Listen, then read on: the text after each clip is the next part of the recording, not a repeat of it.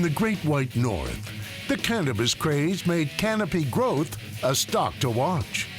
But to make it to the top, this Canadian company is planting a flag south of the border. Is the United States too slow to cash in on marijuana's hot moment? Or will a new deal with Acreage Holdings mean blue skies ahead for this green growing trend? Whenever the stock market gets hammered, as it has been, I like to circle the wagons around powerful secular growth stories that do not need a strong economy to prosper. Stories like the booming cannabis industry. These pot stocks have a Wild West feel about them, I know that, but regular viewers know I've been a huge fan of Canopy growth. But not just because they got a $4 billion war chest from Constellation Brands, but because they're a leader in both medicine and recreational. I think the money will let them dominate in the budding marijuana business. And last month, they announced the next step in their plan. Canopy told us they agreed to buy Acreage Holdings, $2.1 billion cannabis roll-up, but only on conditional terms because that's the way it has to be done. Canopy has the right to acquire as much as 100% of Acreage, and they're required to buy the whole thing the moment weed becomes legal in the United States, which, we think on Mad Money will happen sooner than people realize. Now, you hardly ever see anything like this, which is why I want to kick the tires here. Let's take a closer look with Bruce Linton. He's the chairman and co-CEO of Canopy Growth and a frequent guest here, and Kevin Murphy is the chairman and CEO of Acreage Holdings, also been on the show to learn more about the deal. Mr. Linton, Mr. Murphy, welcome back to the show. Good to be back. Bruce, a while ago you told me that your goal was to dominate. Does Acreage make it so that you can dominate more easily? Absolutely. So when you look at their footprint, 20 states, you look at their governments, their board is solid. So we know they're going to behave ethically, they're going to run as hard as they can. Now we can lend down all of the skills we have, all the brands we have, the intellectual property. So that means they're getting basically, without any cost, all the advantages we've developed, which means there's no doubt they can dominate all the markets they're in, which is all through the U.S. I like what Bruce said about corporate governance, because a lot of people are saying, I don't know about some of these stocks. Talk about your board, because your board looks like an all-star group of people. The business has been born out of an illicit business, and we felt compelled to not only bring in top executives, to surround it with a board of directors, Speaker John Boehner, Governor Bill Weld, Prime Minister Brian Mulroney. These folks have joined our organization because they believe in the movement, they believe in the value of the plant, but they also believe in good governance, or they wouldn't have joined our company in the first place. I asked Speaker Boehner why, and he said that it was palpable. Opiates. Got to stop this. This is a nice alternative. It's a reasonable alternative. It is a national imperative, isn't it? It is, but it's also the sheer fact that 94% of Americans are looking for cannabis to be legalized in some form.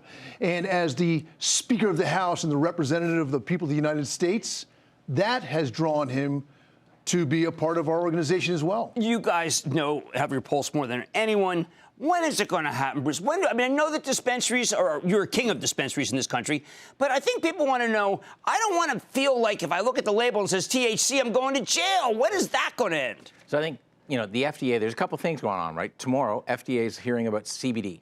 What should we do about it?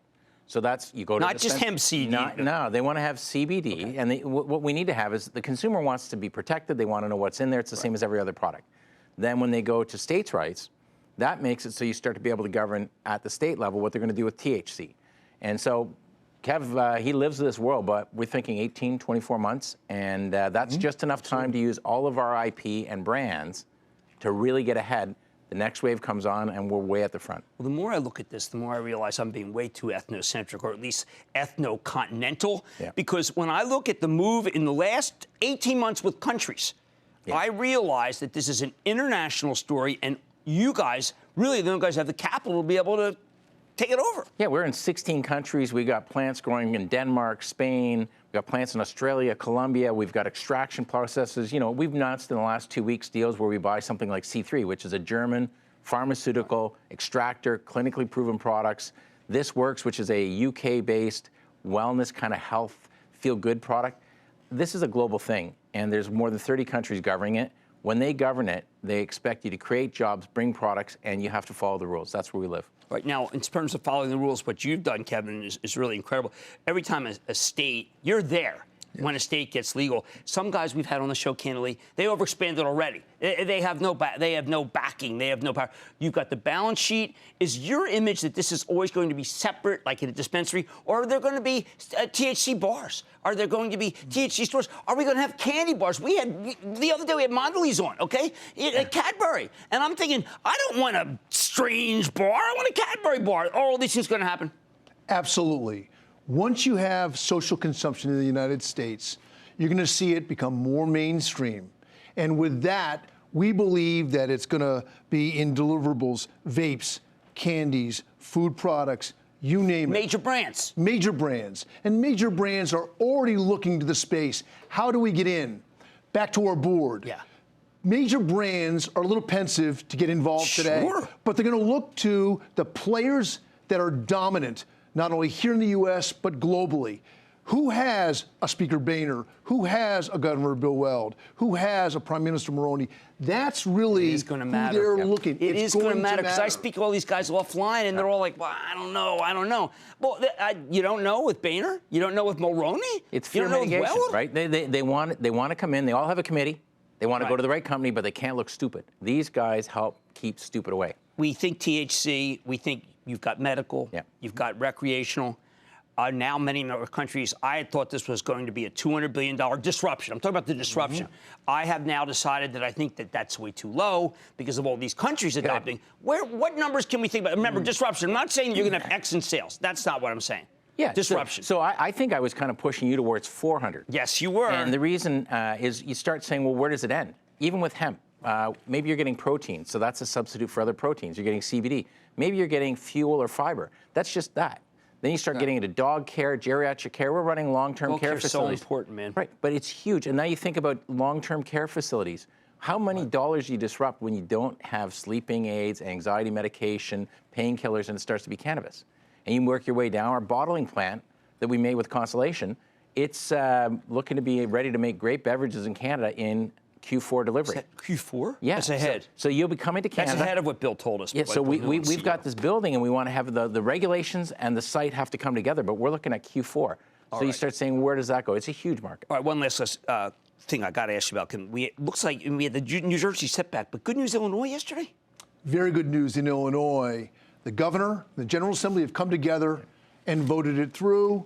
We're looking now to the House. We believe that's going to take place ASAP. Big state. It's the 5th largest state in the United States. New Jersey's going to be close behind. We believe that New York is even closer. Okay, I think New York, because once Massachusetts dispensaries really start kicking in, New York can't lose that revenue. And let me tell you, Connecticut, New Hampshire, Rhode Island, they're all looking to it as well. All right, well, let's leave it at that. This is Bruce Linton. He's chairman and co-CEO of Canopy Growth, and Kevin Murphy is the chairman and CEO of Acreage Holdings. These guys are coming together. You know that Canopy has been by far the one that I've backed the whole way, and it's been a huge winner. Now it's Canopy Acreage. Mad Money's back after the break. Booyah! Jim Cramer here from Mad Money. Thanks for watching CNBC on YouTube. Click here to subscribe and get the jump on my exclusives with CEOs, plus market news, investing advice, and a whole lot more.